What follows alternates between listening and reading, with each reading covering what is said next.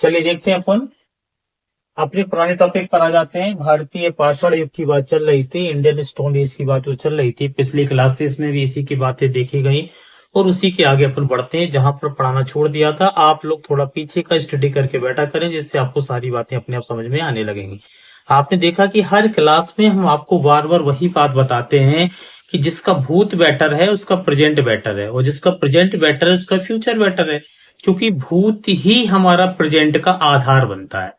तो यदि जिसको पुरानी बातें याद होंगी उसको प्रेजेंट की बातें अपने आप समझ में आ जाएंगी, और जिसको प्रेजेंट की बातें समझ में आ जाएंगी उसके भविष्य की आने वाली बातों का अनुमान अपने आप लगना क्या हो जाता है, स्टार्ट हो जाता है। तो जब भी स्टडी भी हम करते हैं या आपको पढ़ाते हैं तो क्या बोलते हैं कि पहले हमने कहाँ पढ़ाया था उसके आगे पढ़ाना स्टार्ट करते हैं। तो ऐसे आप लोग जब स्टडी किया करो, किसी सब्जेक्ट पर अच्छा कमांड करना है तो डेली रीडिंग किया करो उस थ्योरी की, रीड करके रख दिया करो। जब क्लास में बैठो तो आपको पता होना चाहिए, थोड़ी देर के लिए इमेजिन किया करें, इमेजिन करने के बाद आपको पता लग जाएगा कि जो हमारी क्लास है कैसे स्टडी करना है। तो पुरानी बातें जैसी माइंड में सेट हो जाएंगी, उसके अलावा आगे की बातें अपने आप जुड़ना क्या हो जाती हैं, स्टार्ट हो जाती हैं। तो ध्यान रखें, अपन फिर पहुंचते हैं वही टॉपिक जहां अपना चल रहा था। थोड़ा सा बोरियत टॉपिक है हिस्ट्री का, इसमें थोड़ा सा अपन को ज्यादा दिमाग देना पड़ता है। धीरे धीरे जैसे जैसे आगे टॉपिक आते जाएंगे आपको इंटरेस्ट आता हुआ क्या है चला जाएगा। तो ये जनरल बेसिक टॉपिक थोड़ा सा बोरियत टॉपिक है, इसमें इंटरेस्ट कब रहता है, क्योंकि बेसिक बातें हैं और बेसिक बातों की शुरुआत जहां से हुई है, तो जो चीजें हम सुनते रहते हैं उसमें इंटरेस्ट आता है, जो उसको नहीं सुना होता तो उसमें थोड़ा सा कम इंटरेस्ट आता है। तो इसमें जबरदस्ती इंटरेस्ट लगा के बैठना होता है, और आप बार बार रीडिंग करेंगे तो ऑटोमेटिक इसमें इंटरेस्ट आने के हो जाएंगे, स्टार्ट हो जाएंगे। तो चलिए टॉपिक पर आते हैं। टॉपिक पर अपन आते हैं तो टॉपिक अपना क्या चल रहा है, द इंडियन स्टोन एज। तो द इंडियन स्टोन एज की जो बात की जा रही है, तो थोड़ा सा इसके बारे में अपन देखते हैं कि यहाँ पर क्या अपना कंडीशन चल रही है। तो इसके भी थोड़ा सा ध्यान देखिए आप। जैसे इंडियन स्टोन एज की बात जो की जा रही है, तो इसमें अपन देखते हैं कि स्टोन एज जिसको क्या बोला जाता है, पाषाण युग। अब जब पाषाण युग की बात की जा रही है तो अपन को क्या, पाषाण का मतलब क्या होता है, पत्थरों का युग। यानी स्टोन एज जब जब आए तो शुरुआत में इसका मतलब हमारा जो इतिहास है, हमारी जो जीवन शैली रही है, जो हमने अपने जीवन शैली में जितने भी टूल्सों वगैरह को यूज जो किया है वो मोस्टली पत्थरों से शुरुआत की है। तो थोड़ा समझना इन्हीं बातों को, यदि आप थोड़ा लॉजिकल निकालने की कोशिश करें, जो पिछली क्लास में भी मैंने आपसे बोला था कि थोड़ा सा साइकोलॉजिकल सोचना में आना चाहिए, साइकोलॉजिकल सोचना आना चाहिए। तो अपन ये देख रहे हैं कि कहीं ना कहीं विकास की बात की गई है, कहीं ना कहीं डेवलप की बात की गई है, कहीं ना कहीं टेक्नोलॉजी की बातें की गई हैं। इसलिए आपने देखा कि जो भारतीय पाषाण युग था उसको किस नाम से भी जाना जाता है, पूर्व वैज्ञानिक युग। तो आपको पता पड़ गया कि इसका दूसरा नाम क्या हो गया, प्री साइंटिफिक एज। तो आप देख रहे हैं इसको प्री साइंटिफिक एज क्यों बोला गया, क्योंकि विज्ञान का मतलब ही क्या हुआ है, आपने देखा विज्ञान क्या करता है, नई नई चीजों पर रिसर्च करता है, पुरानी चीजों के आधार पर नई नई चीजें बनाना चालू कर देता है। तो अपन ने भी देखा कि हमारा स्टोन एज आया, स्टोन से बहुत सारी चीजें अपने पीछे भी पड़ी थी, विकसित हुई, इसलिए इसका नाम क्या पड़ गया, कि पूर्व वैज्ञानिक युग। यानी पुराने समय के विज्ञान की बातों को हम करते हैं, और आज का विज्ञान कहीं ना कहीं पुराने विज्ञान को ही आधार बना करके नई नई चीजों को क्या करता है, रिसर्च करता है। तो इसलिए इसका नाम क्या पड़ गया। दूसरी बात अभी हमने आपको बताया कि तकनीकी भी है, टेक्नोलॉजी की भी बात कर दी गई। और टेक्नोलॉजी का मतलब आपको मैंने बताया था कि यदि आपके वर्ड पावर क्लियर है तो आपको समझने प्रॉब्लम नहीं आएगी। टेक्नोलॉजी यानी जिसको हिंदी में बोल देते हैं तकनीकी। टेक्नोलॉजी का मतलब क्या होता है कि जो सिचुएशन आज है वो कल नहीं होगी, जो कल है वो परसों नहीं होगी। मतलब हर डे कुछ नया चेंज होना ही क्या कहलाती है, टेक्नोलॉजी। टेक्नोलॉजी सभी में पाई जाती है। तो तकनीकी इसका मतलब उस व्यवस्था में वापस ना आना। आप देख रहे हैं डेली नई नई टेक्नोलॉजी आ रही है। तो टेक्नोलॉजी का मतलब क्या है कि जिस अवस्था से हम चले उस अवस्था में वापस ना आना क्या कहलाता है, टेक्नोलॉजी। इससे दूसरी सिस्टम समझ सकते हैं कि एक अपन ने मान लो रेखा खींची हुई, खींचती हुई चले जा रही है, टेक्नोलॉजी है, मतलब वापस लौट कर नहीं आ रही, आगे बढ़ते हुए चले जा रहे हैं। तो इसका मतलब आपने देखा स्टोन एज से लेकर के यदि आज तक की हम उससे लिंक कर दें तो यानी डेवलप होता हुआ चला आया, इसलिए इसको पुराने समय का क्या बोल दिया गया, पूर्व वैज्ञानिक काल बोल दिया गया। इसलिए इसमें क्या शामिल कर दिया गया, तकनीकी, क्योंकि कल काम कुछ और हो रहा था, आज काम करने के जो तरीके हैं, वस्तुएं हैं, जो सारी चीजें हैं वो बदल गई हैं। इसलिए इसमें आपने देखा तकनीकी की भी बात कर दी गई। अगली कंडीशन आपने देखा जीविकोपार्जन, मतलब हमारे जीवन जीने के लिए जो हमारे जीवन से जुड़ी आवश्यक वस्तुएं हैं, जो जीवन के जो आवश्यक चीजें हैं, उनका कहीं ना कहीं डेवलप किया जा रहा था। तो आज भी उनसे जुड़ी हुई चीजों का डेवलप किया जा रहा है। आज भी हम देख रहे हैं तरह तरह के अनाजों को तैयार कर रहे हैं, तरह तरह की वस्तुओं को तैयार कर रहे हैं, जो हमारे जीवन में उनका यूज देखने को मिलता है। तो इन 3 आधारों को ध्यान में रखते हुए पाषाण युग को 3 कैटेगरीज में क्या कर दिया गया, डिवाइडेड कर दिया गया। तो आपने देखा कि इन 3 कंडीशनों को ध्यान में रखते हुए इसकी कैटेगरीज कितनी आ गई, 3। इसका मतलब 3 श्रेणियों में इसको क्या कर दिया गया, डिवाइडेड कर दिया गया। तो आपके सामने लिखा डिवाइडेड इनटू 3 कैटेगरीज। तो आपको पता पड़ गया कि पहले ही पॉइंट से इतने सारे क्वेश्चन आपके निकल कर आ रहे हैं कि भैया किस बेस पर इसको 3 कैटेगरीज में स्टोन एज को डिवाइडेड किया गया था। तो आपको पता होना चाहिए कि तकनीकी को भी बेस बनाया गया था, हमारे जीव को प्रजनन के जो साधन थे उसको भी इसका बेस बनाया गया, और अपन ने देखा कि इसको कहीं ना कहीं पूर्व वैज्ञानिक काल के नाम से भी जाना गया। तो इन सारी बातों को ध्यान में रखते हुए इस बात को अच्छे से समझने के लिए इसको 3 कैटेगरी में क्या कर दिया गया, डिवाइड कर दिया गया। तो उसके 3 प्रकार के नाम आपको क्या देखने को मिल रहे हैं। तो पहला हमारा कौन सा कहलाया, पुरापाषाण युग कहलाया, जिसको क्या बोलते हैं, पैलियोलिथिक एज के नाम से भी इसको क्या है, जाना जाता है। अब ध्यान रखेंगे दूसरा हमारा क्या हो गया, मध्यपाषाण युग, जिसको मेसोलिथिक एज के नाम से भी जानते हैं। तीसरा हो गया हमारा नवपाषाण युग। तो अपन को पता पड़ गया कि तीनों नाम हमें पता होने चाहिए। जो हमारा स्टोन एज है, स्टोन एज को 3 कैटेगरी में डिवाइड किया गया, और तीनों के नाम कौन कौन से हैं आपको पता पड़ गया कि एक पुरापाषाण है, एक मध्यपाषाण है और एक हमारा नवपाषाण है। तो इसका मतलब तीनों में अपन देखेंगे कि पहले इसमें भी अपन ने देख लिया कि इसमें थोड़ा ऐसा था, उसके बाद ऐसा हो गया, फिर उसके बाद लेटेस्ट आ गया। तो इसलिए इसको 3 कैटेगरी में कहीं ना कहीं डिवाइड कर दिया गया है। अगली कंडीशन ध्यान में रखना है कि जो इसके अब देखते हैं, इसको डीपली देखते हैं कि किसके अंतर्गत क्या हुआ। तो जो पुरापाषाण है उसी को पुराना पाषाण युग के नाम से भी क्या है, जाना जाता है। क्लियर हो गया। अब इसके जो टाइम है, जो टाइम दिया हुआ है, तो कभी कभी कुछ बुकों में टाइमों का डिफरेंट देखने को आपको मिल सकता है, क्योंकि ये लगभग लगभग कहीं ना कहीं अबाउट में माना जाता है। किसी में थोड़ा सा ज्यादा हो सकता है, किसी में थोड़ा सा कम हो सकता है, लेकिन ये एक एवरेज टाइम है, उसी को आंसर को कहीं ना कहीं वो राइट क्या है मान लेते हैं। तो इस चीज को ध्यान में लेकर के आप लोगों को क्या चलना होगा। अब अपन देखते हैं, इसके बारे में अध्ययन करते हैं कि इसमें शुरुआती कैसे हुई है। तो पहला पॉइंट अपन क्या देख रहे हैं कि जो हमारा पुरापाषाण युग का पहला चरण, जो अपन देख रहे हैं कि हमारा फर्स्ट फेज है, जो तो first phase of stone age की जो बात की गई है उसको क्या बोलते रहे, पेलोस्टीन या हिम युग के दौरान ये सिस्टम हमारा कहीं ना कहीं उभरता हुआ देखने को मिला हुआ है। तो आप अंडरलाइन कर लेंगे कि उभरा हुआ भाग जो मिला हुआ है वो किसका देखने जाते हैं, हिम युग से। तो ये बात आपको याद होनी चाहिए। अगला अपन देखते हैं कि जो पुरापाषाण संस्कृतियां पेलोस्टीन भूवैज्ञानिक युग की हैं, और जबकि उत्तर पाषाण की क्या है हमारी, और नवपाषाण की संस्कृतियां होलोसीन की हैं। तो आपको याद होना चाहिए कि प्लेस्टीसीन और होलोसीन युग की कौन कौन सी हैं। तो उत्तर पाषाण और नवपाषाण को बोलते हैं होलोसीन युग, और इसको बोलते हैं हमारा प्लेस्टीसीन युग। इसके बाद अपन आते हैं पाषाण युग के प्रापाषाण में नवपाषाण को जो खोज की गई वो क्या है आपका 1863 में जॉन लुबक के द्वारा कहीं ना कहीं इनको 2 समूहों में क्या कर दिया गया, बांट दिया गया। तो ये भी आपको याद होना चाहिए। बेसिक है, जीके है, इसमें कोई ऐसी समझने वाला कॉन्सेप्ट नहीं होता है। जो लिखा होगा वो आपको कहीं ना कहीं क्या याद होना चाहिए। सिर्फ जो बीच बीच में जो शब्दों को एक्सप्लेन करते हुए चल रहे हैं उन शब्दों की मीनिंग आपको पता होना चाहिए। बाकी जो इसमें लिखा हुआ है किसको क्या बोलते हैं तो आपको पता पड़ गया। भैया यहाँ पर देख लें तो पैलियोलिथिक कल्चर से बिलोंग टू किसको करता है, आपको पता पड़ गया इसको करता है। उसके अलावा आपको पता पड़ गया उत्तर पाषाण और नवपाषाण की बात कर दी गई। तो यहाँ भी आप देख रहे हैं कि वाइल जबकि देखा कि अपर प्लेथिक और न्यू प्लेथिक बिलोंग किसको करता है, हेलोसीन को करता है। तो आपको पता पड़ गया, पेपर को सब पूछ ले जाएगा कि हेलोसीन के अंतर्गत किस किस को इन्वॉल्व किया गया। तो आपको पता पड़ गया कि इनको इसमें इन्वॉल्व कर दिया गया, इसके अंतर्गत इसको इन्वॉल्व कर दिया गया। तो बेसिक बातें बार बार रीडिंग करो। इस तरह का जो जीएस होता है उसको रीडिंग किया जाता है, क्योंकि इसमें से हमने अभी आपको बताया था कि एक ही डेटा में 3 तरह की बातें होती हैं। कुछ समझनी होती है, कुछ के मीनिंग निकालने होते हैं, कुछ साइकोलॉजिकल लॉजिक लगाने होते हैं। तो आप देख रहे हैं कि इसमें मोस्टली क्या आपको रीडिंग ज्यादा करना है। बीच बीच में जो वर्ड आते चल रहे हैं उनको हम आपको समझाते हुए क्या चले जा रहे हैं।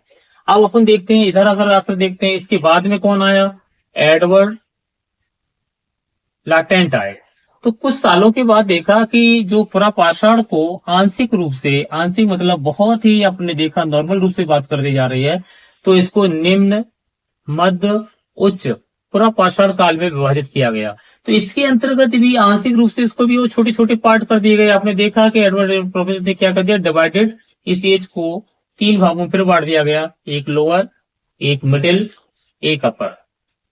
तीन कंडीशनों में इसको और विभाजित कर दिया। आंशिक का मतलब हो जाता है काफी स्मॉल और छोटे रूप में, क्योंकि किसी चीज को जब हम समझते हैं तो और भी उसके पार्ट पर पार्ट करते हुए चले जाते हैं, तो हमें समझने में क्या है, आसानी हो जाती है। तो आपको ये ध्यान रखना है कि आंशिक रूप से, यानी आप देख रहे हैं कि जो जनरली आपने देखा है प्रपोज्ड की बात जो कर दी गई है, तो जो तीन पार्ट बताए वो किसने बताए, एडवर्ड लैटेंट। तो इसके बाद इसको आंशिक रूप से बता दिया गया।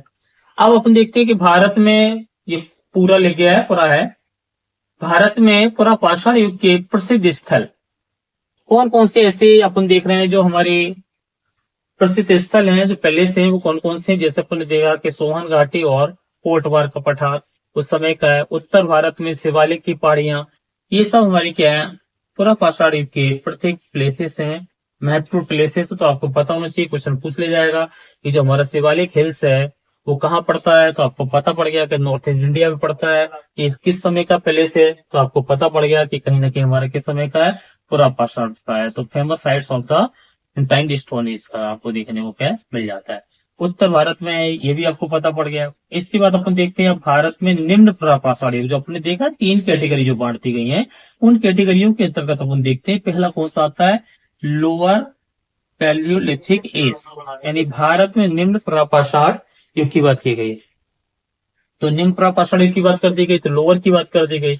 अब लोअर में अपन क्या देख रहे हैं, होलोसीन सीमा के अपवाद के साथ साथ में ये सारी चीजें आपको ध्यान रखना है। पाषाण युग की संस्कृतियां मैंने आपको बता दी कि संस्कृतियों का मतलब क्या होता है।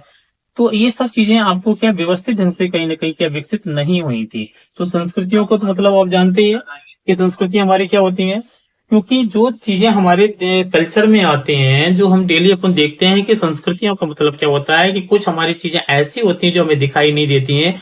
रूल्स नियम जो आपके परंपरा है, रीति रिवाज हैं, वो सब हमारी इसमें आ जाती है। बाकी हमारी भौतिक वस्तुएं हैं जिनको डेली यूज करते हैं, वो सब इसके अंतर्गत आ जाती हैं। तो अपन देखा कि यहाँ पर कहीं ना कहीं अच्छे तौर पर विकास नहीं हुआ था। लेकिन इंपोर्टेंट बात एक आपके सामने बोल दी गई है, वो क्या बोल दी गई, सिंधु और गंगा जलोढ़ मैदानों को छोड़ करके ये लगभग पूरे भारत देश में पाई जाती है।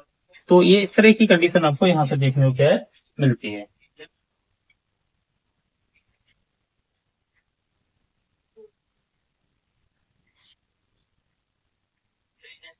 चलिए इसके बाद अपन देखते हैं नेक्स्ट वर्ड आपके सामने क्या आता है, कि जो हमारी स्टोन वर्क क्या है। आप देख रहे हैं कि जो रोहड़ी पहाड़ियां हैं सिंध के अंतर्गत पाई गई, और विंध्य पर्वत, ये विभिन्न घाटियों के किनारों के अंदर अपन किनारों पर बहने वाली नदियों को पहचाना गया था। तो अपन को पता पड़ गया कि इसके आसपास कौन कौन सी नदियां कहीं ना कहीं क्या है, बह रही थी। तो आप इधर भी देखिए, देखो हैंड एक्सेस आ गया है ना, क्लीवर आ गया, दोनों ओर से छिटा हुआ चॉपिंग टूल आ गया, पेबल्स टूल आ गए। तो इस तरह से अपन ने देखी कि बहुत सारे टूल्सों का डेवलप हो गया, क्योंकि स्टेम इसके अंतर्गत जो अभी मैंने समझाया था, संस्कृतियों का मतलब क्या होता है कि भौतिक चीजें और अभौतिक चीजें, मटेरियल और नॉन मटेरियल। तो जिन चीजों को हम टच कर लेते हैं वो सब हमारी भौतिक संस्कृति में चालू हो जाती है, मटेरियल कहलाती हैं। और जिसको हम टच नहीं कर पाते हैं वो सब हमारी अभौतिक में चले जाते हैं, नॉन मटेरियल में चले जाते हैं। तो इस तरह से दोनों चीजों का डेवलप कहीं ना कहीं देखने को मिलना स्टार्ट हो गया, उन्हीं को संस्कृतियों में शामिल करते हैं। तो अपन ने देखा इस तरह के टूल्स वगैरह आने क्या हो गए, स्टार्ट हो गए। और कहीं ना कहीं अपन ने देखा कि नदियां वगैरह सर्चिंग होने लगी, तो इंसान को वहां बसने में क्या होगी, सुविधा होगी। आज भी हम देखते हैं हमारे जितने भी शहर हैं, कहीं ना कोई शहर नदियों के किनारे ही बसा हुआ है, क्योंकि हमारे जीविकोपार्जन के लिए, हमारे जीवन जीने के लिए पानी बहुत बड़ी नीडेड है। तो पानी में ध्यान में रखते हुए इन बस्तियों का निर्माण कहीं ना कहीं क्या है, किया गया हो। तो शुरुआत से किया जा रहा है और आज भी किया जा रहा है और आगे भी किया जाएगा। जहां पानी की व्यवस्था नहीं होगी वहां जीवन क्या हो जाता है, समाप्त हो जाता है। तो अगले अपन देखते हैं, नेक्स्ट कंडीशन में अपन देख कर आते हैं। अब यहाँ पर क्या लिखा हुआ है कि पीछे भी पढ़ चुके हैं आप, पोटावार पठार और शिवालिक में हाल ही में निम्न प्रशाखा से जुड़ी कई महत्वपूर्ण जानकारियां मिली। तो आप यहाँ भी देख रहे हैं कि अब जिस जगह अपन पहुंचेंगे, जो प्लेस होंगे, तो वहां कुछ ना कुछ तो रिसर्च होगा, और जो रिसर्च होगा तो क्या क्या हुआ उसके बारे में अपन देख लेते हैं। फिर बेसिक सारी जानकारियां दी हुई है। जैसे अपन देख रहे हैं कि किंवदंती के अनुसार निग्रोटो जाति बहुत इंपॉर्टेंट है, वेरी वेरी इंपॉर्टेंट है। निग्रोटी जाति पूर्व पाषाण कालीन की मानव में शामिल थे, जो भारत में रहते हैं तथा गुफाओं में और चट्टानों के आश्रय में निवास करते हैं। तो देखिए जो निग्रोटी जाति की बात कर दी गई है, बहुत वेरी वेरी इंपॉर्टेंट है, थोड़ा ध्यान देंगे। गुफाओं और चट्टानों, थोड़ा ध्यान दीजिए। निग्रोटो जाति, क्या होता है कि इस वर्ड को आप बहुत अच्छे से समझने की कोशिश करेंगे, निग्रोटो जाति के बारे में जो आपके बारे में बोला गया है, क्योंकि सबसे पहले हमें निग्रोटी जाति के बारे में जानकारी लग रही है, और निग्रोटो जाति हमारी कहाँ रही है, गुफाओं में। इस तरह से उनके आश्रय रहने के क्या रहे, स्थान रहे हैं। क्या होता है कि जैसे एक वर्ड और हम समझ लेते हैं इसको जानने से पहले, क्योंकि एक वर्ड अपन ये देखते हैं कि हमारे यहाँ कहीं ना कहीं क्या कास्ट है, जाति है, और विदेशों में कहीं ना कहीं क्या रेसेस है, मतलब प्रजाति। जाति और प्रजाति में क्या अंतर होता है, यदि इस चीज को अपन थोड़ा सा समझ लेंगे तो जो बीच बीच में जो वर्ड आते रहेंगे वो हमें आसानी से समझ में आ जाएंगे। कोई आपसे पूछता है कि caste and races, what are you main difference between caste and races, जाति और प्रजाति में क्या अंतर है। इंडिया लेवल पर जाति पाई जाती है और फॉरेनर लेवल पर प्रजातियां पाई जाती है। तो जाति जो होती है इसमें क्या होते हैं, जन्म आधारित हो जाती है, और जाति का हमने देखा कि हमारे इंडिया में जितने भी जाति के लोग रहते हैं तो हर तरह की वैरायटी देखने को मिलती है, कोई उस चीज को बुरा नहीं मानेगा। हमारे यहाँ हर नस्ल के लोग हैं, कुछ लोग बहुत लंबे होंगे तो कुछ बहुत छोटे होंगे, कुछ गोरे होंगे तो कुछ काले होंगे, हर वैरायटी के पर्सन देखने को हमें क्या मिल जाते हैं। लेकिन बर्ड लेवल पर हम देखते हैं जहां प्रजातियां पाई जाती हैं तो उनकी नस्ल सेम होती है, और सेम नस्ल का मतलब क्या हो जाता है, वो एक से पहचाने जाते हैं, उनकी पर्सनल पहचान है। लेकिन जाति की पर्सनल पहचान हम अपने पर्टिकुलर लेवल पर पहचान करते हैं, किसी के फिगर को देख करके हम ये नहीं बता सकते हैं कि किस जाति का है, क्योंकि यहाँ तो फिगर देख करके बताना बड़ा मुश्किल है। जब उससे अपन पूछते हैं कि भैया किस जाति से हो, तब वो बताता है कि हम ब्राह्मण जाति से हैं, वो बताता है हम राजपूत जाति से हैं। इसका मतलब हमारे यहाँ पूछ करके जाति का आइडिया लगाया जाता है, जबकि वर्ड लेवल पर उसके शरीर को देख करके, नस्ल को देख करके उसके आइडिया लगाया जाता है। तो इसका मतलब नस्ल देख करके जहां आइडिया लगाते हैं वो प्रजाति है। तो पूरे वर्ड लेवल पर पहले मुख्य 3 प्रजातियां थी, काकेसाइड, मंगोलाइड और निग्राइड। तो अपन ने देखा 3 तरह की जो प्रजातियां पाई जाती हैं पूरे वर्ल्ड में, उनमें से बहुत सारी सब प्रजातियां देखने को मिली है। जैसे अपन देखते हैं चाइना के लोगों को देख लो, तो उनके जो ढांचा स्ट्रक्चर है बॉडी का वो सेम है, उनको देख करके लोग दूर से ही बता देंगे कि ये चाइनीज है। ऐसे नेपाली लोगों को देखिए, उनकी नस्ल अलग है, सभी की नाक आपको कैसी मिलती है, चपटी मिलती है। तो कहीं ना कहीं उनकी नस्ल है, उस नस्ल के आधार पर उनको हम देख करके दूर से बता देते हैं कि ये नेपाली है। बट जाति के अंतर्गत अपन ने देखा कि हम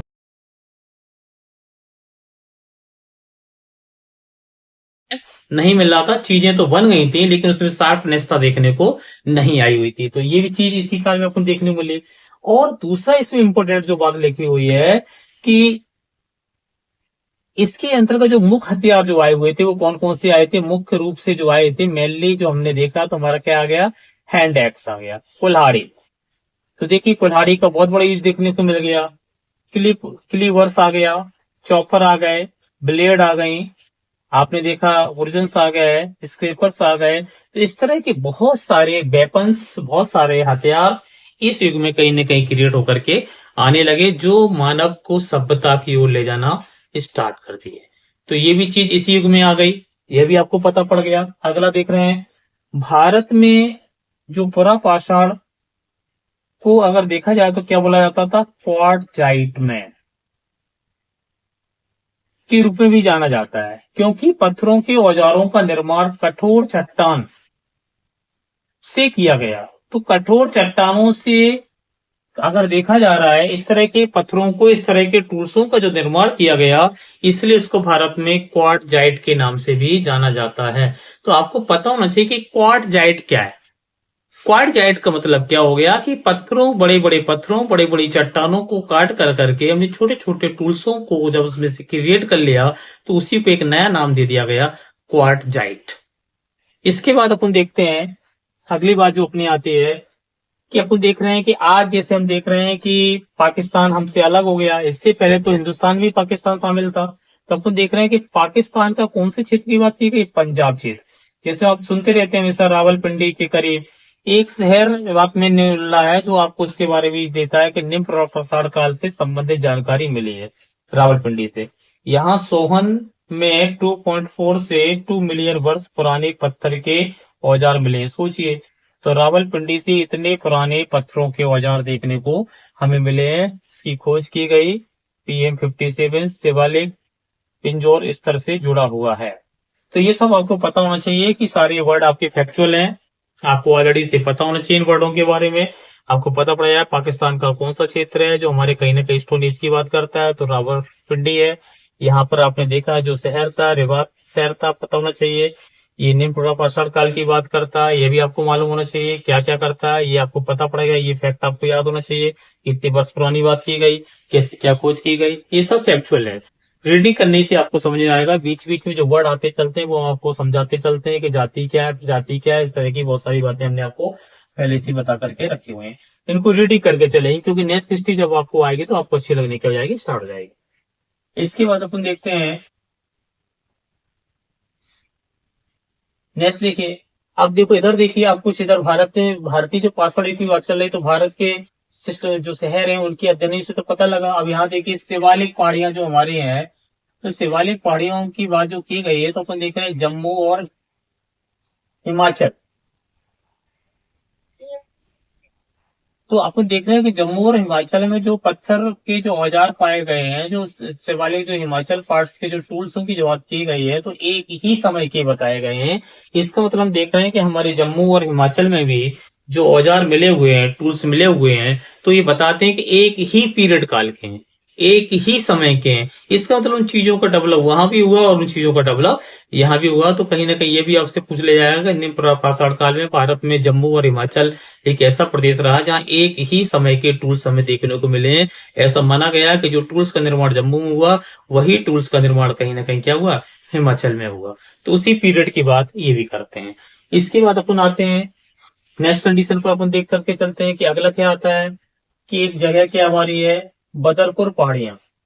तो जो बदरपुर की पहाड़ियां आती है, इसमें खुदाई के दौरान हमें हजारों क्या मिलते हैं, इस तरह के चार्ट मिलते हैं, उपकरण मिलते हैं। ये भी यमुना नदी के उत्तर पाषाण काल की धाराओं के संकेत भी मिले हुए हैं।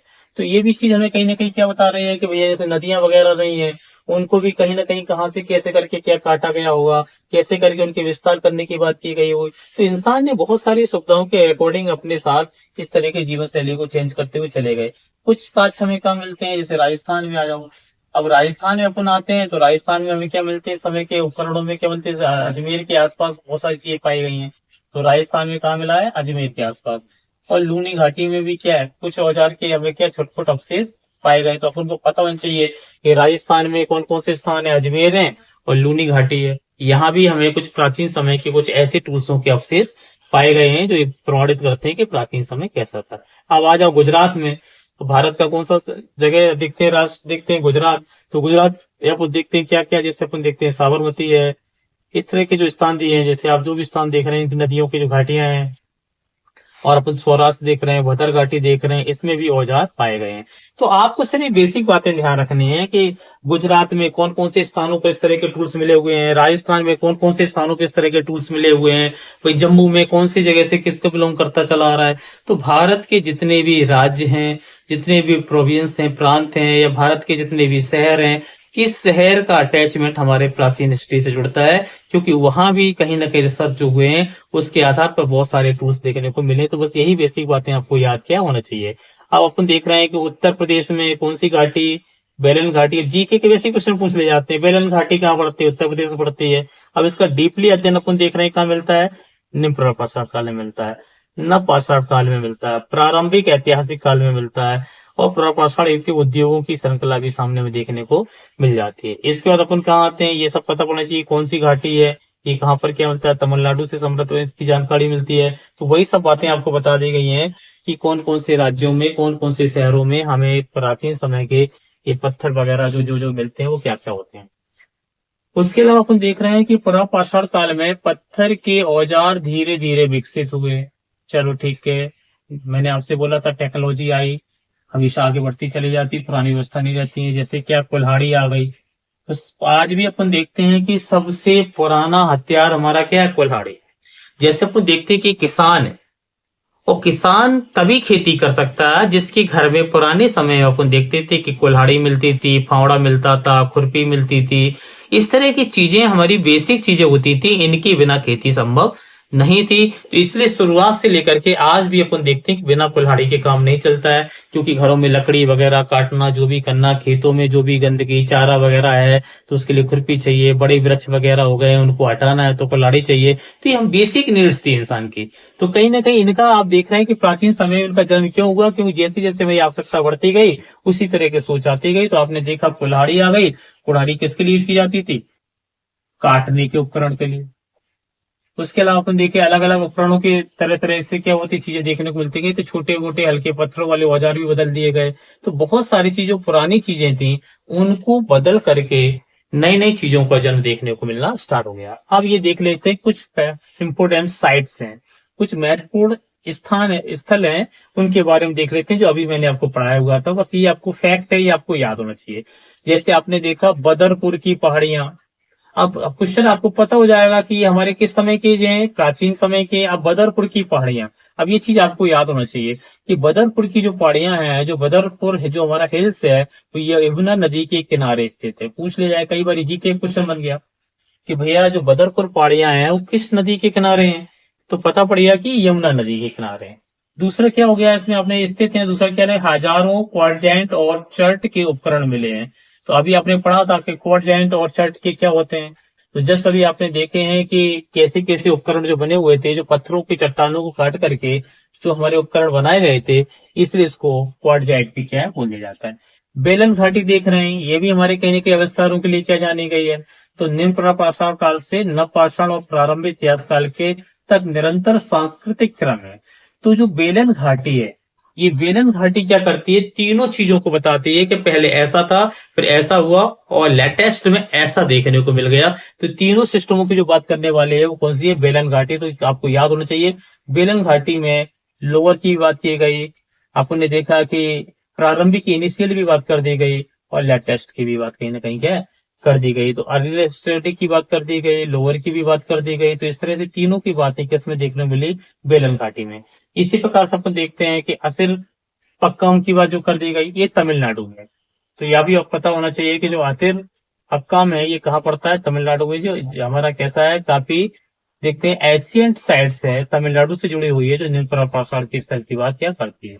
तीसरे अपन देख रहे हैं कोटलियार क्या होता है। तो तमिलनाडु की कोटलियार नदी घाटी में समृद्ध प्राचीन स्थल की बात करते हैं। तो कोटलियार एक नदी है जो कहाँ है, तमिलनाडु पड़ती है। यहाँ भी कहीं ना कहीं सेज की बहुत सारी चीजें देखने को मिलती हैं। एक्चुअली क्या है, इतना इसको डीपली टिपिकल इस तरह के वर्डों को क्यों अध्ययन करना है, क्योंकि यूपीएससी लेवल में ऐसी ऐसी चीजें पूछी जाती हैं जिनके नाम हमें ऐसा लगता है पहली बार पढ़ रहे हैं।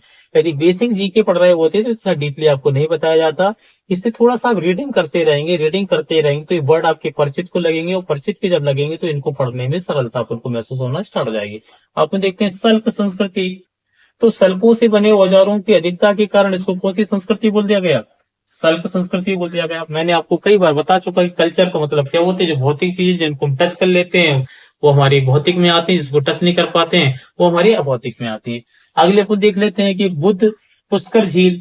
अब ये बुद्ध पुष्कर झील है, ये मध्य पाषाण काल से संबंधित स्थल के रूप में इसको जाना गया। तो कई बार पूछ लिया जाए कि बुद्ध पुष्कर झील का उल्लेख हमें कहाँ मिला हुआ है, तो हमें पता पड़ गया कि इन important sites related to the middle palaeolithic period. तो यानी बुद्ध पुष्कर झील का संबंध किस एज से है, मध्य प्रापाषाण काल से। तो इस तरह से अपन को देखने को मिला कि बेसिक चीजों की जानकारी लग गई। इसके बाद इसके आगे की बात कल आपको बताएंगे, इसको थोड़ा सा रीड करके बैठेंगे, उसके आगे की भी थ्योरी को रीड कर लेंगे तो थोड़े से वर्ड आपके परिचित हो जाएंगे, उस समझने में वो आपको क्या देंगे, आसानी देंगे। क्लास को डेली कंटिन्यू रखा करें और डेली रीड करके बैठा करें, इस चीज को जरूर ध्यान रखा करें और टेस्ट को जरूर देने की कोशिश किया करें। जितने ज्यादा आप टेस्ट देंगे उतने ज्यादा आपके अंदर से डर निकलने स्टार्ट हो जाएंगे, और बिना पढ़े टेस्ट दिया करें, सिर्फ देखा करें क्लास में हमें कितना क्या तैयार है। और एक व्हाट्सएप चैनल भी है जिसको आप लोग क्या करेंगे, सब्सक्राइब कर लेंगे, जिससे आप पर डेली का करंट उसमें आता रहेगा। ठीक है, तो व्हाट्सएप चैनल की लिंक जाती है, उसको आप सब्सक्राइब कर लिया करें, जिसके माध्यम से आपको डेली करंट उसमें रूटीन का मिलता रहेगा। चलिए इसके बाद नेक्स्ट क्लास में मिलते हैं आप।